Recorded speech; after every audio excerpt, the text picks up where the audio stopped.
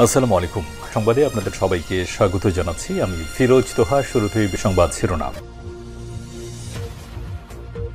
বাংলাদেশের সর্বশেষ গুরুত্বপূর্ণ আপডেট সংবাদে আপনাকে স্বাগত। শুরুতেই সংবাদ শিরোনাম, পরে বিস্তারিত। প্রথমে জানাবো, নূরের উপর হামলার প্রতিবাদে ইসলামী আন্দোলনের বিক্ষোভ। গণঅধিকার পরিষদের সভাপতি নুরুল হক নূরের উপর হামলার প্রতিবাদে বিক্ষোভ মিছিল করেছে ইসলামী আন্দোলন বাংলাদেশ। গণঅধিকারের সভাপতি নুরুল হক নূরের উপর বর্বরোচিত হামলার প্রতিবাদে বিকেলে বাইতুল মোকাররমে আয়োজিত এক বিক্ষোভ সমাবেশে ইসলামী আন্দোলন বাংলাদেশের মহাসচিব অধ্যক্ষ হাফেজ মাওলানা ইউনুস আহমেদ বলেন, নুরুল হক নূরের মতো ফ্যাসিবাদ বিরোধী পরিচিত নেতাকে যে নৃশংস হামলা করা হয়েছে তাতে দেশ কে চালাচ্ছে, কারা চালাচ্ছে, নাকি বিদেশি কেউ চালাচ্ছে তা নিয়ে সন্দেহ তৈরি হয়। এরপরই জাতীয় পার্টির কেন্দ্রীয় কার্যালয় সহ দেশের বিভিন্ন জায়গায় জাতীয় পার্টির কার্যালয়ে হামলা চালানো হয়েছে এবং আগুন দিয়ে পুড়িয়ে দেওয়া হয়েছে জাতীয় পার্টির কার্যালয়। এরপর জানাবো, রাজধানীতে জাতীয় পার্টির চেয়ারম্যান জি.এম. কাদেরের কুশপুত্তলিকা দাহ। গণঅধিকার পরিষদের সভাপতি ও ঢাকা বিশ্ববিদ্যালয়ের কেন্দ্রীয় ছাত্র সংসদ ডাকসু সাবেক সভাপতি ভিপি নুরুল হক নূরের উপর হামলার প্রতিবাদে জাপার এক অংশের চেয়ারম্যান গোলাম মোহাম্মদ কাদের জি.এম. কাদেরের কুশপুত্তলিকা দাহ করেছে জুলাই রেভলিউশনারি অ্যালায়েন্স। এদিকে ৮ প্রস্তাবনা নিয়ে বাকশাসের ইশতেহার ঘোষণা। ঢাকা বিশ্ববিদ্যালয় কেন্দ্রীয় ছাত্র সংসদ ডাকসু নির্বাচনকে সামনে রেখে ইশতেহার ঘোষণা করেছে বাংলাদেশ গণতান্ত্রিক ছাত্র সংসদ বাকশাস। ইশতেহারে ৮টি প্রস্তাবনার মোট ৫০ দফা দাবি উপস্থাপন করা হয়েছে। এদিকে বাসরাতে সংঘবদ্ধ ধর্ষণের শিকার নববধূ, স্বামীসহ আটক ৭। গাইবান্ধার সাগাটা উপজেলায় ১৮ বছর বয়সী এক নববধূ বাসরাতে সংঘবদ্ধ ধর্ষণের শিকার হয়েছে অবস্থায় তার শারীরিক অবস্থার অবনতি হলে তাকে রংপুর মেডিকেল কলেজ হাসপাতালে ভর্তি করা হয়েছে। বর্তমানে তার অবস্থা খুবই মর্মান্তিক। এ অবস্থায় তার স্বামীসহ অন্তত ৭ জনকে আটক করার খবর জানিয়েছে পুলিশ। এবং সর্বশেষ জানাবো, সংখ্যালঘু বা সংখ্যাগুরু বলে কিছু নেই, আমরা সবাই বাংলাদেশি, বললেন মির্জা ফখরুল। বিএনপির মহাসচিব মির্জা ফখরুল ইসলাম আলমগীর বলেছেন, এদেশে সংখ্যালঘু বা সংখ্যাগুরু কেউ নাই। এদেশে আমরা সবাই বাংলাদেশের মানুষ। আসুন বাংলাদেশটাকে যেভাবে এগিয়ে নিয়ে যাই, সবাই মিলে একসঙ্গে কাজ করি। প্রিয় দর্শক, এতক্ষণ শুনছিলেন সংবাদ শিরোনাম, এবারে বিস্তারিত। তবে তার আগে বন্ধুরা, অনুরোধ থাকবে এই সংবাদটিতে একটি লাইক দিন। এই চ্যানেলে আপনি নতুন হয়ে থাকলে আমাদের সংবাদটি দেখতে দেখতে চ্যানেলটি সাবস্ক্রাইব করে রাখুন। কমেন্ট করে বন্ধুরা আপনার মূল্যবান মতামত জানিয়ে দিন আপনি বিশ্বের কোন দেশ থেকে বা বাংলাদেশের কোন স্থান থেকে আমাদের সংবাদটি দেখছেন এবং শুনছেন। আর বন্ধুরা, এই সংবাদটি আপনার সোশ্যাল মিডিয়া ফেসবুকে শেয়ার করে বন্ধুদেরও দেখার সুযোগ করে দিন। এবারে বিস্তারিত। নূরের উপর হামলার প্রতিবাদে ইসলামী আন্দোলনের বিক্ষোভ। গণঅধিকার পরিষদের সভাপতি নুরুল হক নূরের উপর হামলার প্রতিবাদে বিক্ষোভ মিছিল করেছে ইসলামী আন্দোলন বাংলাদেশ।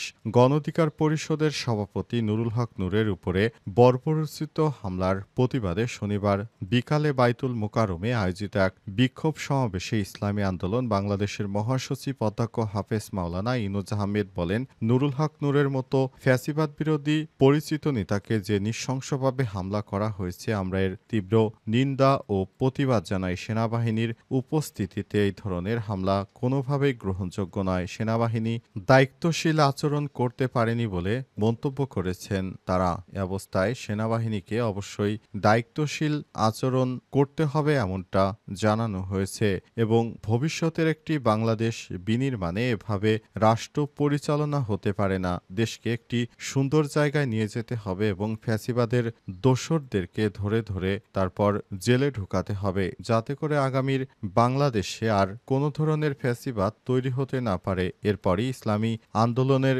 নেতৃত্ববৃন্দ এবং গণঅধিকার পরিষদের নেতৃত্ববৃন্দরা ঢাকায় বিশাল বিক্ষোভ মিছিল করে এবং এক পর্যায়ে কিছু মানুষজন এসে জাতীয় পার্টির কেন্দ্র কার্যালয়ে হামলা ও ভাঙচুর করে এবং এক পর্যায়ে সেখানে অগ্নিসংযোগের ঘটনা ঘটে। অগ্নিসংযোগের ঘটনা ঘটায় সেখানে থমথমে পরিস্থিতি বিরাজ করছে। এরপর সেখানে অতিরিক্ত পুলিশ সদস্যদের মোতায়েন করা হয়েছে। রাজধানীতে জিএম কাদেরের কুশপুত্তলিকা দা গণঅধিকার পরিষদের সভাপতি ডাকসুর সাবেক ভিপি নুরুল হক নূরের উপর হামলার ঘটনার পরিপ্রেক্ষিতে তার দলের নেতাকর্মীরা রাজধানীতে জাতীয় পার্টির চেয়ারম্যান জিএম কাদেরের কুশপুত্তলিকা দা করেছে এবং তারা আগামী ৪৮ ঘণ্টার আলটিমেটাম বেঁধে দিয়েছে সরকারকে যেন জিএম কাদের এবং তার রাজনৈতিক দল জাতীয় পার্টিকে নিষিদ্ধ ঘোষণা করা হয়। অন্তর্বর্তীকালীন সরকারের প্রধান উপদেষ্টা প্রফেসর ড.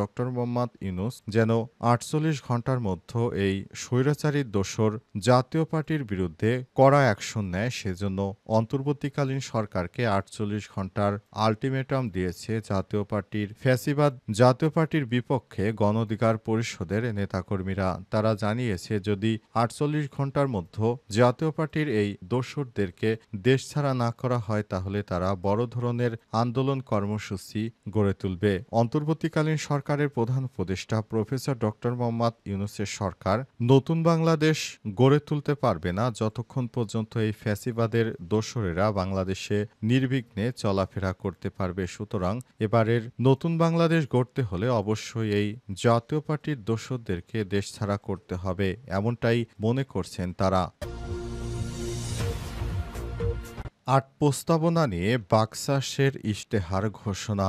ঢাকা বিশ্ববিদ্যালয় কেন্দ্রীয় ছাত্র সংসদ ডাকসু নির্বাচনকে সামনে রেখে ইশতেহার ঘোষণা করেছে বাংলাদেশ গণতান্ত্রিক ছাত্র সংসদ বাকশাস। ইশতেহারে ৮টি প্রস্তাবনায় মোট ৫০ দফা দাবি উপস্থাপন করা হয়েছে। আজ বিকেলে ঢাকা বিশ্ববিদ্যালয় ঢাবি মধুর ক্যান্টিনে সংবাদ সম্মেলনে নেতারা এই কর্মসূচির ইশতেহারের ঘোষণা দিয়েছেন। অন্তর্বর্তীকালীন সরকার দায়িত্ব গ্রহণের পর বাংলাদেশে প্রথমে ঢাকা বিশ্ববিদ্যালয়ের ভিপি পর্যায়ের নির্বাচন অনুষ্ঠিত হবে। সেই নির্বাচনকে ভালোভাবে করার জন্য অন্তর্বর্তীকালীন সরকার সব রকমের প্রস্তুতি গ্রহণ করেছে ইতিমধ্যেই এবং বাকশাসের নেতৃত্ববৃন্দরা দেশটাকে আরও সুন্দর করার জন্য তারাও ইশতেহার ঘোষণা করেছে। ইশতেহারে ৮টি প্রস্তাবনায় মোট ৫০ দফা দাবি উপস্থাপন করা হয়েছে। আজ মধুর ক্যান্টিনে সংবাদ সম্মেলনে ইশতেহার ঘোষণা করে সংগঠনটি এ সময় বাকশাস সমর্থিত বৈষম্যবিরোধী শিক্ষার্থী সংসদ প্যানেলে ভিপি প্রার্থী আব্দুল কাদের, জেএস প্রার্থী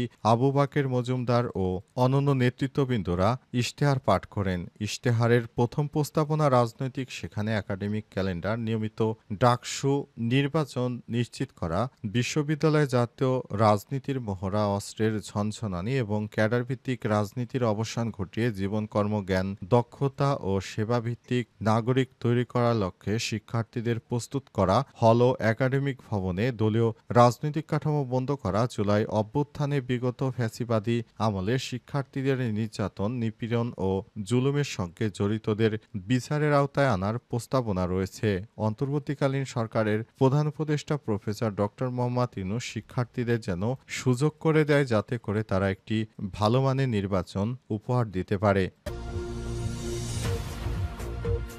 বাসরাতে সংঘবদ্ধ ধর্ষণের শিকার নববধূ, স্বামীসহ আটক ৭। গাইবান্ধার সাঘাটা উপজেলার ১৮ বছর বয়সী এক নববধূকে বাসরাতে সংঘবদ্ধ ধর্ষণের অভিযোগ পাওয়া গেছে। ঘটনার পরই নববধূকে উন্নত চিকিৎসার জন্য রংপুর মেডিকেল কলেজ হাসপাতালে পাঠানো হয়েছে। এই ঘটনায় স্বামী আসাদুল ইসলাম ওরফে আসিফ মিয়া সহ ৭ জনকে আটক করেছে পুলিশ।